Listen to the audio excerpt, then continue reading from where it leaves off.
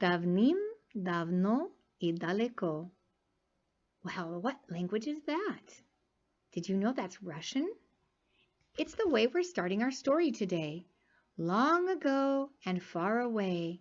Davnim, davno I daleko. And our story today is an old Russian story called Baboushka and the Three Kings. I wonder if you can guess which three kings this story is about. I'll give you a hint. January 6th is also known as the 12th day of Christmas. You know that song, don't you?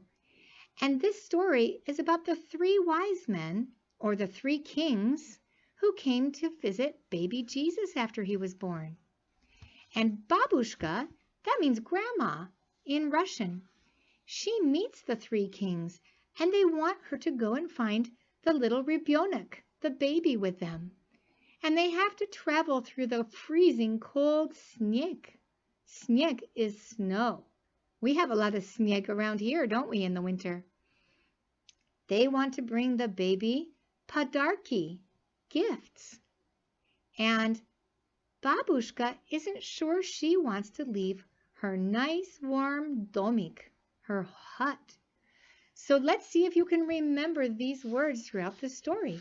Rybyonik, that's a child or a baby. Sneg, snow. Padarki, gifts. And domik, hut. Davnim, davno I daleko. On a winter's evening, the wind blew hard and cold around a small domik. Inside the domik, Baboushka was sweeping and scrubbing and feeding wood to the stove. The old woman took pride in the clean comfort of her meager domik. The swirling sneg drifted and deepened outside. Baboushka's domik felt snug around her. Her warm stove was the center of a cold world. As day turned into night, a trumpet call sounded on the wind. A train of travelers was approaching. Leading the procession was a magnificent sleigh drawn by 3 white horses. In the sleigh rode 3 men, splendid figures, wearing jeweled crowns and cloaks of crimson and ermine. Men on horseback followed the sleigh, and behind them trudged men on foot. The procession stopped at the door of Baboushka's domik. Baboushka heard a knock. When she lifted the latch, the 3 strangers stood in the doorway.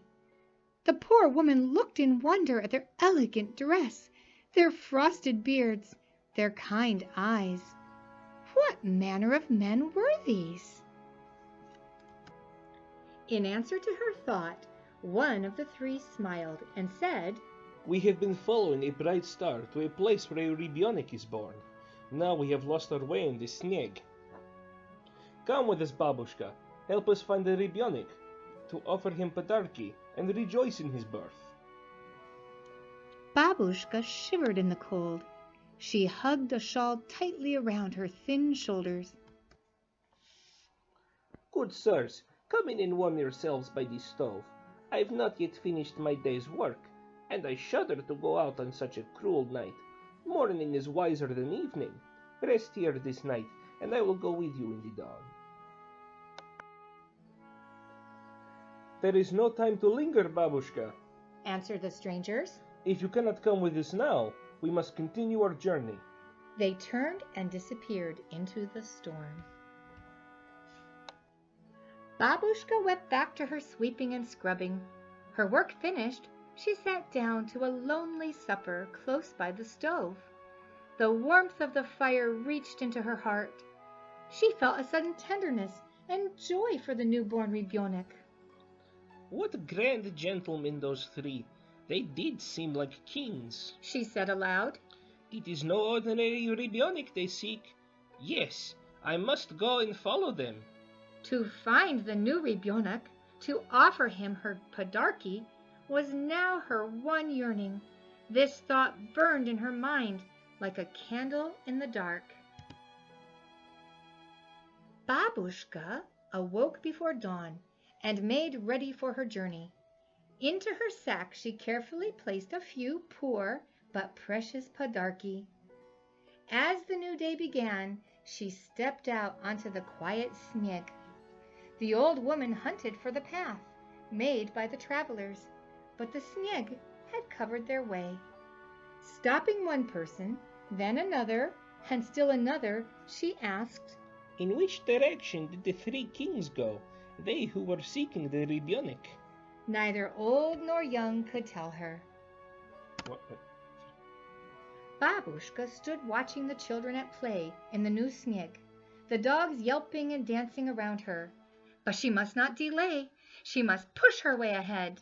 From village to village, from door to door, she went asking.